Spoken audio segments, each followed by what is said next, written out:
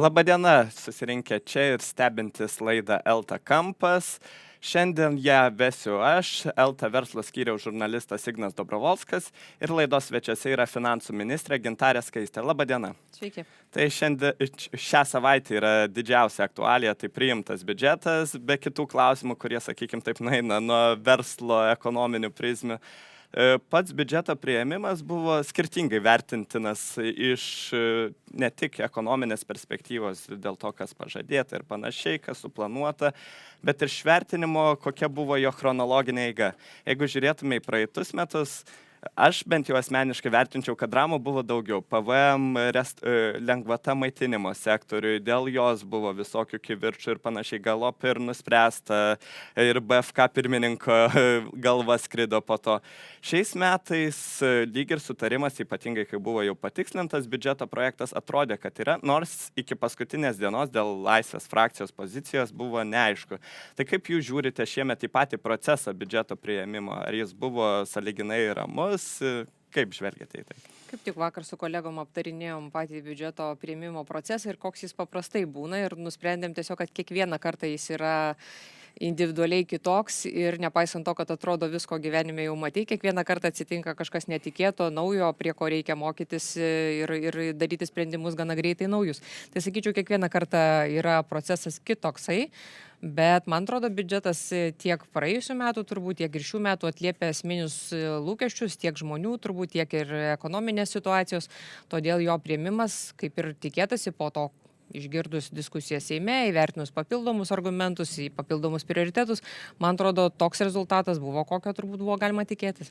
Ar vienas iš trikdžių, kurie buvo biudžeto svarstymo eigoje, tai tas atidėjimas, ar tai kažkaip sujaukė darbotvarkę, kaip iš terminų nebuvo iššokta, bet kiek tai buvo apskritai netikėta, kad buvo įprasta, kad BFK kaip paveda vyriausybėje apsvarstyti visus tos pasiūlymus, bet buvo įžvelgtas tas statuto neatitikimas.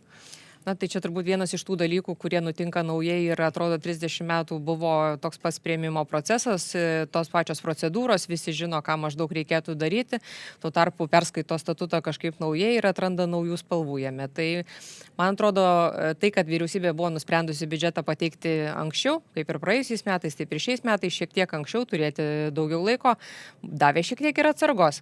Net jeigu būtų kažkaip užsitęsęs biudžeto priėmimo procesas, strioko nebūtų buvę, nes tiesiog būtume vis tiek priėmę biudžetą laiku. Tačiau net ir šis nedidelis trikdis, kurį turėjome procedūrų laikymosi prasme, jisai nepakeitė pirminio biudžeto priėmimo grafiko, kaip ir planuota, biudžetas priimtas gruodžio 5 dieną. Ar buvo kažkokių stebinančių siūlymų iš parlamentarų? Jų kaip visada yra labai daug ir kaip visada daug lėšų tam reikia, bet ar buvo kažkoks išskirtinis, kuris labai įstrigo? Nes tiesą pasakius, šiemet nebuvo jų kažkokių itin originalių, dauguma skirti arba mokytojų algoms, arba keliams. Turbūt nieko tokio išskirtinio, ko anksčiau nebūdavo. Paprastai didelė dalis tokių didžiųjų siūlymų būna nukreipta kažkokiam tikslui, kuris tuo metu eskaluojasi viešoje erdvėje. Tai šį kartą labiau, sakyčiau, keliai ir pedagogų darbo užmokestis. Na, o dalis pasiūlymų būna nukreipta atskirų Seimo narių, kurie dažniausiai rinkti vienoje ir kitoje vienmandatėje apygardoje, tos konkrečios teritorijos objektų tvarkymui. Tai neišimtis ir šis kartas tikrai buvo nemažai pasiūlymų atskirų savivaldybių objektam, kultūros namam, keliam, įvairiem ten baseinam ir kitiem dalykam. Ir dalis buvo tiem rezonansiniam pasiūlymam, kuriem natūralu, kad jeigu yra visuomenės dėmesys, atsiranda ir tokių Seimo narių, kurie nori pasirodyti kaip tie, kurie tą pasiūlymą propaguoja. Šnekant apie kelius, taip trumpai ženkliai didėja finansavimas ir ta problematika labai išryškinta buvo. Ne tik šiemet, ir ankstesniais metais jau buvo pradėta kalbėti apie tai, bet gal šiemet ryškiausiai. Tačiau ar yra galimi kažkokie dar alternatyvūs papildomi būdai, kad būtų tolesniais metais keliai finansuojami vis didesnė pinigų suma? Nes kaip yra laikinų sprendimų, tačiau ar ilgamečiai sprendimai galėtų užtikrinti, tarkim, panašią sumą, kokia yra numatyta šių metų biudžete? Na, buvo tų idėjų, turbūt kadencijos pradžioje buvo pateiktas ir tas pats automobilių taršos mokestis, kuris pritarimo nesulaukė, todėl tikėtis iš tokio mokesčio pajamų matyti šiuo metu neverta. Taip pat yra pasiūlymas dėl e-tolingo sistemos įsivesti tą automatinį modelį, kuris renka mokesčius nuo krovininio transporto, kuris iš esmės turbūt labiausiai daro poveikį kelių būklei. Ir toks modelis būtų matyti skaidresnis, efektyvesnis, iš jo būtų galima surinkti daugiau lėšų, tačiau jau keletą metų sistemos įvedimas yra pastrigęs teismuose, todėl turbūt raginčiau ir tą pačią susisiekimo ministeriją ieškoti naujų būdų, kaip tą pačią sistemą būtų galima įgyvendinti, o ne tiesiog laukti, kol kažkaip klausimas išsispręs savaime. Manau, tai galėtų būti vienas iš šaltinių tvariam kelių finansavimui. Prezidentas vakar šnekėjo taip pat apie biudžetą, kai paskelbė, kad kandidatuosi kitai kadencijai. Ir jis minėjo, kad yra daug svarbių dalykų, tačiau nepasitenkinimą jo kėlė tai, kad neva mokytojams nėra užtikrinama tai, kas pažadėta. Jisai abejojo ir dėl to 130% nuo VDU dydžio. Tai kaip jūs vertinate jo kritiką ir apskritai kaip galvojate, ar jisai pasirašys kitų metų biudžetą? Kadangi biudžetas, man atrodo, atliepia dabartinę ekonomikos situaciją, 24 metam numatomas ekonomikos skatinimas tiek per 3,3 milijardai investicijų, kurios tikrai prisidės prie postumio ekonomikai, tiek ir per žmonių perkamosios galios stiprinimą. Numatyta labai nemažai sprendimų, tiek ir tie patys pensijų indeksavimas 12%, viešojo sektoriaus darbuotojų darbo užmokesčio didinimas, galų gale darbo užmokesčio apmokestinimo mažinimas, poveikis pasiektų apie 800 000 žmonių, kuriem apmokestinimas mažėtų, reiškia pajamos į rankas augtų, minimali mėnesinė alga auga, reiškia žmonių perkamoji galia stiprėtų, vartojimas augtų ir man atrodo dabartiniam kontekste biudžeto priėmimas yra reikalingas ir duos postumį ekonomikai. Todėl visi politikai turi prisimti atsakomybę ne tik tai už tai, kad konstatuojam, kad kažkam neužteko, nes turbūt kad visiems visko užtektų, turbūt dar taip nebuvo. Tai tiesiog, man atrodo, priimtas kompromisinis sprendimas tame diapazone, kuriame mes sprendimus apskritai priimti galime. Nes į Europą grįžta fiskalinė drausmė, mes turime sutilpti į 3% Maastrichto kriterijų, tas buvo padaryta ir, man atrodo, esminiai lūkesčiai tikrai yra atliepti. Ar didelė tikimybė, kad kitų metų eigoje bus tikslinamas biudžetas? Tikimybė visada yra ir neapibrėžtumas ekonomikoje pastaruoju metu yra ypatingai didelis dėl to, kas vyksta už Lietuvos ribų. Tai yra ir energetikos krizė, ir karas Ukrainoje, Covidas tas pats, kuris turėjo milžinišką poveikį ir tiekimo grandinėm. Todėl poveikis ekonomikai buvo didžiulis ir suplanuoti viską labai aiškiai, kaip viskas atrodys artimiausių metų yra pakankamai sudėtinga. Tai tokia tikimybė visada egzistuoja, tačiau šiuo metu yra parengtas toks biudžetas pagal labiausiai tikėtiną scenarijų, kaip viskas atrodys kitais metais. Todėl kol kas, manau, tikrai per anksti sakyti, kad reikės koreguoti, tačiau yra įvertinta pačiame biudžete keletas dalykų, kurie matyt leidžia tą biudžetą koreguoti minimaliai. Tarkim, jeigu būtų papildomas poreikis finansuoti įsigijimus krašto apsaugai, arba būtų papildomas poreikis, matant, kad darbo užmokestis auga sparčiau, tai reiškia, kad mokytojams užtikrinant susitarimo įgyvenimą reikalingos papildomos lėšos didinant darbo užmokestį jau rugsėjo mėnesį. Tam yra numatytos išlygos pačiame biudžeto projekte. Matant bendrą ekonominę situaciją, bus papildoma galimybė skolintis tiems sprendimam įgyveninti. Tai sakyčiau, kad tie du pagrindiniai klausimai yra įvertinti, tačiau jeigu nutiktų kažkokios didesnės perturbacijos, matyt, tų variantų gali būti. Šnekant šiek tiek apie deficitą, taip, šiais metais gan aišku, Maastrichto kriterijus ir yra ta 3% riba, tačiau įdomų dalyką pastebi nemažai kas ir prezidentūra ir kai kurie ekspertai, kad pastarąjį dešimtmetį praktiškai visada būna suplanuotas biudžeto deficitas, kai jis yra patvirtinamas, tačiau metų eigoje jis visada būna mažesnis. Kuo jūs tai aiškintumėt, ar Lietuvoje tiesiog planuojant kitų metų finansus yra atsargiai žiūrima, yra kažkokios gal net krizės 2009 metų pasiekmes, kad taip atsargiai žiūrima ir deficitas būna mažesnis negu jis suplanuotas? Na, turbūt atsargus planavimas yra geras dalykas, nes jau prisiplanuoti daug išlaidų, o paskui turėti kažkokių problemų pajamas renkant, man atrodo, to niekas nenori. Galbūt priežastys yra kelios. Paprastai metų eigoje vis tiek dalis asignavimų yra neišleidžiama ir tas yra normalu. Bet metų pradžioje pasakyti, ko tu neišleisi metų eigoje, tiesiog yra neįmanoma. Todėl tam tikri sutaupimai jie būna visada ir tas yra normalu.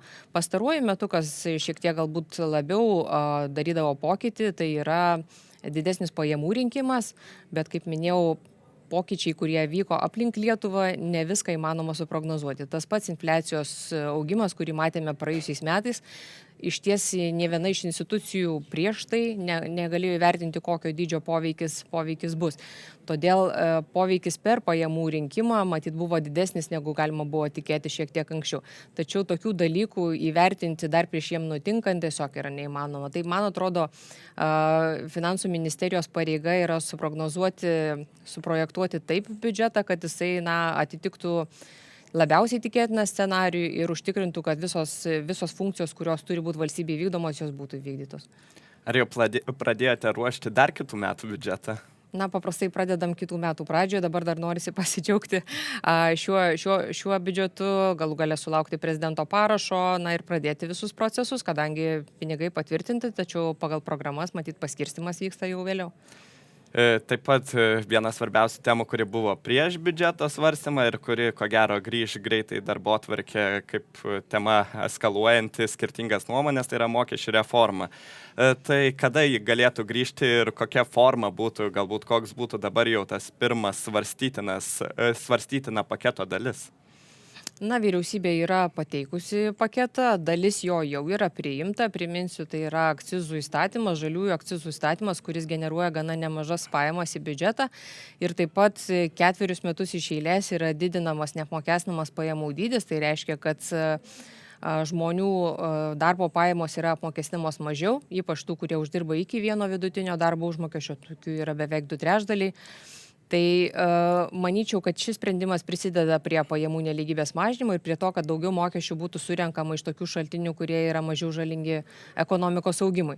Pasiūlytas paketas yra platesnis, bet kaip matom ir viešoje erdvėje, turbūt tokio 100% sutarimo balsams sutelkti Seime kol kas nepavyko sutelkti. Man atrodo, tai, kad pavyko susitarti dėl biudžeto, turbūt yra ir signalas, kad galim konstruktyviai kalbėtis ir ieškoti sprendinių, kurie sulaukia platesnio palaikymo, tačiau šiandien kažkaip konkrečiai įsivardinti datą, man atrodo, būtų šiek tiek anksti. Kol kas prioritetas buvo biudžeto priėmimas, manau, dabar galėsim pereiti toliau, ieškoti kompromisų kitiems sprendimams.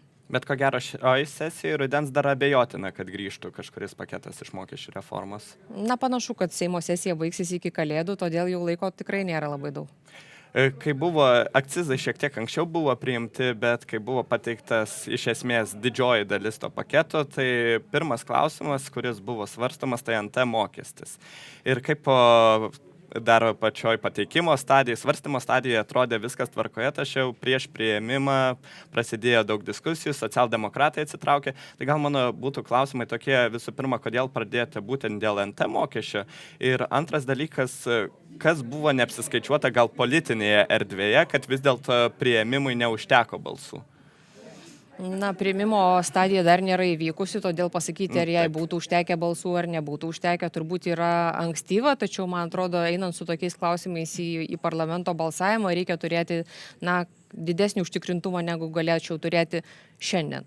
Apskritai, mokesčių pakeitimai yra aprašyti tiek vyriausybės programoje, tiek vyriausybės programos priemonių įgyvendimo plane šiek tiek detaliau. Taip pat jie yra aprašyti ir naujos kartos Lietuva plane, kuris buvo vyriausybei pasitarime patvirtintas protokoliniu nutarimu vienbalsiai, pateiktas Europos komisijai. Šis paketas taip pat buvo svarstytas ir su visuomenė, ir pristatytas Seimo komitetuose. Todėl sakyti šiandien, kad kažkaip nežinojau, manęs neinformavo, aš esu nustebęs. Man yra šiek tiek keista tokius kartais pamąstymus matyti. Koalicijos partneriam paketas pradėtas pristatinėti dar praėjusių metų rugsėjį. Nuolat koreguotas atsižvelgiant į įvairiausias pastabas. Todėl, man atrodo, tai yra gyvas procesas, ieškant sutarimo, kuris galėtų sulaukti palaikymo Seime. Sakyčiau, kad procesas vyko nuo praėjusių metų, sakyčiau, ilgą laikotarpį tiek atsižvelgiant į naujus pasiūlymus, tiek ir bandant sutelkti tokį paketą, kuris sulauktų Seimo palaikymo.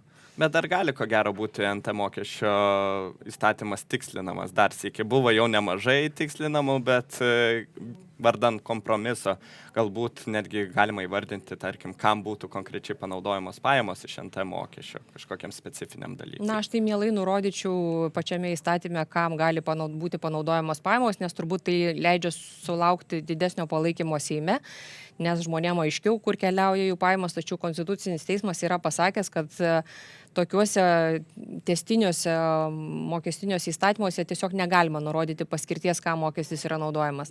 Galima nurodyti tik tuomet, kai tas pakeitimas yra toks terminuotas, labai aiškiam trumpalaikiam tikslui, kaip tarkim buvo su solidarumo įnašo įstatymu, kur iš bankų surinktos pajamos keliauja krašto apsaugai, infrastruktūrai finansuoti. Poreikis yra toks taškinis, trumpalaikis, kartu ir pajamos iš to mokesčio yra trumpalaikės. Tačiau tokiem tęstiniam sprendiniam visgi nurodyti paskirties nėra įmanoma. Tačiau man atrodo esminė tokia logika pačio nekilnojamo turto mokesčio, kuris yra klasikinis visame pasaulyje, kad pajamos keliauja savivaldai ir jinai rūpinasi infrastruktūrą aplink tą nekilnojamo turto objektą, kadangi kiekvienas nekilnojamo turto objektas visgi nėra inkilėlis, prie jo nepriskrisi, reikia ir privažiuoti, ir suoliukų, ir pievą šienauti, ir kitais dalykais rūpintis.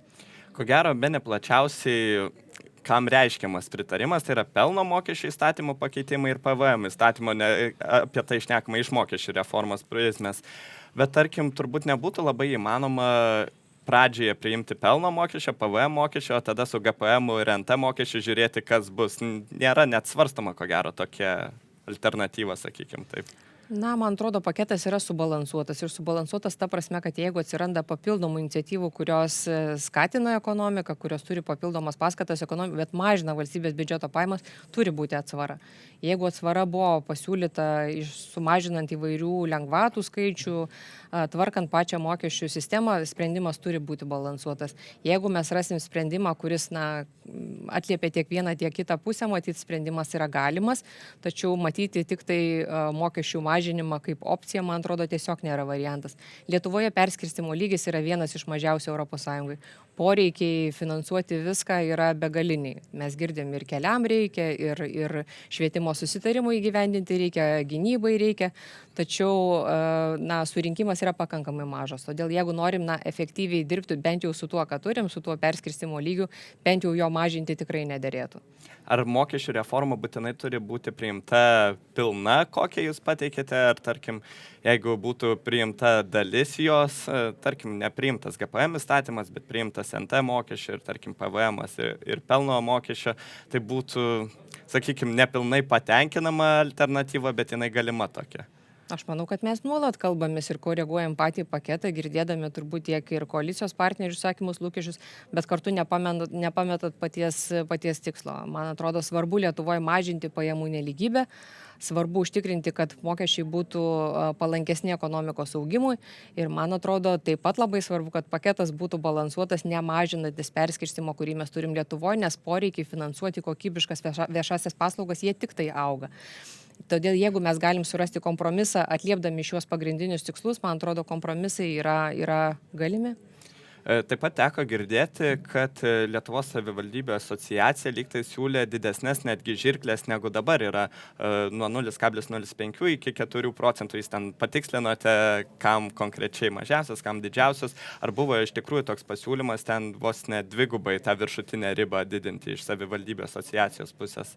Savivaldybių asociacija labiau norėjo turėti įrankį tvarkyti su apleistu turtu, kas man atrodo taip pat yra svarbu, tačiau mano nuomonė tam užtenka ir to 4% ribos numatytos kaip dabartiniam pasiūlyme. Dabartiniam pasiūlyme neapleistam turtui nuo 0,05 iki 0,5, atleidžiant ten 2/3 apskritai mažesnės vertės turto turėtojų nuo tokio mokėjimo, tuo tarpu iki 4% būtų erdvė tam turtui, kuris tikrai yra apleistas, galbūt savivaldybės miesto centre bado visiems akis ir norisi kažkaip turėti įrankį, kaip paskatinti tą turtą susitvarkyti. Tai labiau ne tai, kad buvo noras turėti didžiulį labai didelį mokestį, bet labiau turėti įrankį tvarkyti su apleistu turtu. Kadangi NT mokestis visam pasaulyje jis yra klasikinis, toksai, kad bazė yra plati, reiškia mokėtojų yra daug, tačiau pats mokestis yra santykinai nedidelis, 0,0, 0,1, tikrai santykinai nedidelis tarifas. Tai toks modelis, man atrodo, ir buvo pasiūlytas. Pirminėme finansų ministerijos pateiktam variante buvo pateikta, kad 2/3 pirmo būsto turėtojų tokio mokesčio iš vis nemokėtų, dėl taikomos gana didelės neapmokestinamos erdvės. Na, o tie, kas jau mokėtų, vidutinis mokėtinas mokestis per metus būtų buvęs 16 eurų. Tai man atrodo, tikrai atliepia tą klasikinį modelį, kuomet mokestis yra nedidelis, tačiau pati bazė yra gana plati. Ar mokesčių reformai, ko gero, ar užteks, kaip galvojate, eigoje tik valdančiųjų balsų, ar vis dėlto ir norėtųsi, ir reikės opozicijos paramos, tarkim, tų pačių socialdemokratų, kurie 2 stadijose palaikė NT mokestį?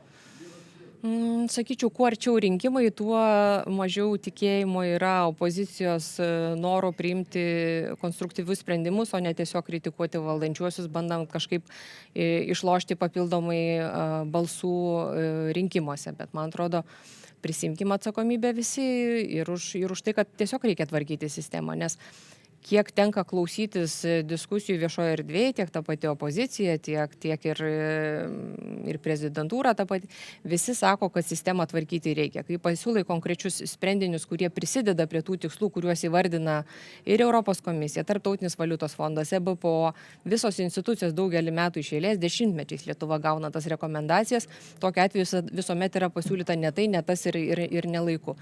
Tai man atrodo, kažkada tiesiog susėskim kaip suaugę žmonės, susitarkim, kad tuos sprendimus vis tiek padaryti reikės. Jeigu dabar jų nepadarys ši vyriausybė, lažinuosi kita vyriausybė tuos žingsnius vis tiek turės padaryti. Sakote, opozicijai prieš rinkimus nelabai apsimoka, bet ko gero valdančiosios koalicijos partneriams irgi neįtin apsimoka, tarkim, tiem patiem laisviečiams, kurie jau prieštaravo ir anksčiau NT mokesčių ir GPM kai kuriem dalykams susijusiam labiausiai su individualia veikla.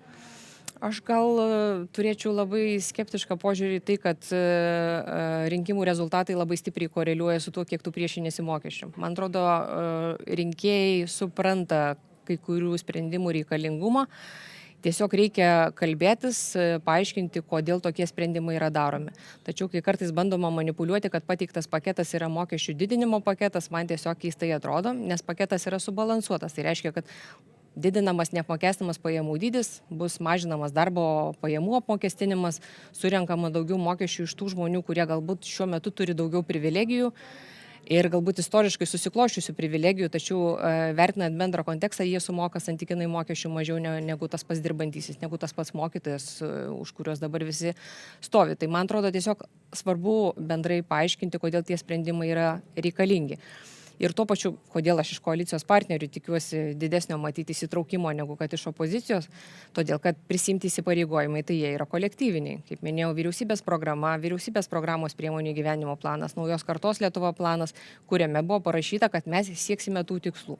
Dabar jeigu nepatinka kažkoks konkretus įgyvendinimo būdas siekiant tų tikslų, matyti tam tikros modifikacijos pačiame pakete yra galimas sprendimas. Tačiau šiandien pasakyti, kad mes nieko nedarysim, nes rinkimai priartėjo, gal ne toks kelias, man atrodo, būtų atsakingas. Apie naujos kartos Lietuva planą užsiminėte ir čia mes galim apie RRF pereiti. Pirmas klausimas toks būtų bendražmogiškas, kas viešoje erdvėje paprasti žmonės painioja, kas yra RRF fondas ir kas yra naujos kartos Lietuva planas. Tai gal galite tiesiog trumpai paaiškinti žmonėms, kuo tai skirtingi dalykai ir kuo tai susiję dalykai? Na, turbūt tai žmonės Lietuvoje, tiek ir visur kitur, turbūt buvo pripratę prie tų standartinių ES struktūrinių fondų paramos, kur yra suplanuojamos investicijos keleriems metams į priekį ir vėliau yra atsiskaitoma, kuomet lėšos yra investuotos, tuomet ES perveda tos pinigus ir tai būdavo gana paprasta. COVID pandemijos metu šalis nusprendė, kad reikia skatinti ekonomiką, reikia daugiau lėšų įlieti į kiekvieną valstybę, ypač atliepiant lūkesčius tų šalių, kuriuose ekonomika buvo paveikta gerokai labiau, kaip tarkim Pietų Europos šalis, todėl buvo nuspręsta kartu skolintis ir turėti tam tikrą tiek subsidinį, tiek ir paskolinį mechanizmą, suteikiantį šalim tam tikras lėšas.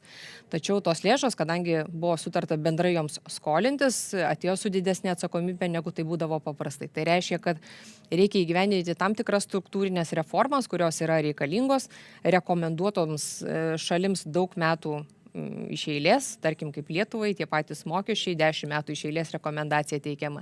Tai šis įrankis buvo paskatinti šalis įgyvendinti reformas, kurios tai šaliai yra konkrečiai reikalingos. Tai dalis investicijų turėjo būti nukreipta ir įsipareigojimų į žalinimą, žaliojo kurso įgyvendinimą, skaitmenizaciją arba į tų pačių rekomendacijų įgyvendinimą. Ir už tas įvykdytas reformas yra mokamos lėšos. Ne už tai, kad investuoji, bet už tai, kad įgyvendinti vieną ar kitą reformą. Tai Lietuvoje iš ties tos reformos buvo paskirstytos, kaip minėjau, ir žaliojo kurso tikslams įgyvendinti, ypač atsinaujinančios energetikos srityje, tiek ir skaitmenizacijos sprendimą, bet taip pat ir atliepiantas rekomendacijos, kurios šaliai buvo pateiktos. Šaldyti dabar yra 26 milijonai eurų. Ar yra didelė rizika, kad Lietuva jų neteks apskritai? Šie 26 milijonai buvo užšaldyti kaip reakcija į tai, kad nebuvo pateikti Seimui svarstyti dalis mokestinių pakeitimų. Kadangi dabar patys mokestiniai pakeitimai vyriausybei buvo patvirtinti, pateikti Seimui, Seime po pateikimo jiems pritarta, jie dabar yra Seime. Ta informacija Europos komisijai yra pateikta, jie turi 2 mėnesius įvertinti tiem mūsų priimtiem sprendimam ir pasakyti savo atsakymą, ar visos 26 milijonų lėšos bus atšildytos ar ne. Tokio sprendimom dar nesam sulaukę, visgi tai, kad sprendimai yra priimti, tai reiškia, kad paketas yra pateiktas Seimui, už tai yra atsiskaityta, man atrodo, duoda tikimybę, kad lėšos bus atšildytos. Iki gruodžio pabaigos šitas atsakymas turėtų būti? Manau, kad taip, iki metų pabaigos turėtume gauti Europos komisijos sprendimą, tuomet turime galimybę vėl formaliai sureaguoti, tos biurokratinės procedūros jos šiek tiek užtrunka. O kokie tolimesni terminai tenais mokėjimų, atsiskaitimų iš RRF fondo grinai?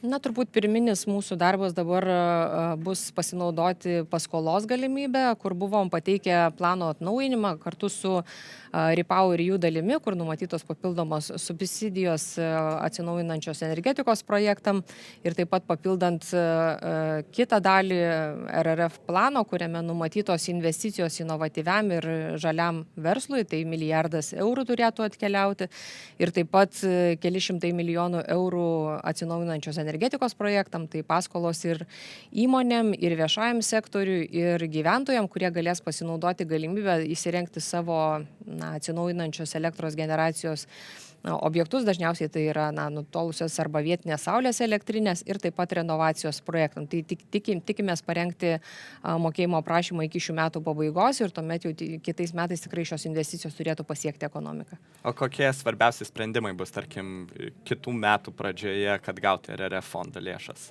Tai šios pirminės lėšos labiau susijusios su prašymo pateikimu, kadangi tai yra paskolinė dalis ir tai yra pirmieji uždaviniai. Tuo tarpu atsiskaitant už kitus mokėjimo prašymus, matyt, reikalingi sprendimai ir dėl tų pačių mokestinių pakeitimų. Dėkui Jums, ministrė, kad sutikote pasikalbėti. Dėkui visiems stebėjusiems šią laidą. Buvau aš, Eltos verslo skyriaus žurnalistas Ignas Dobrovolskas ir finansų ministrė. Iki kitų kartų.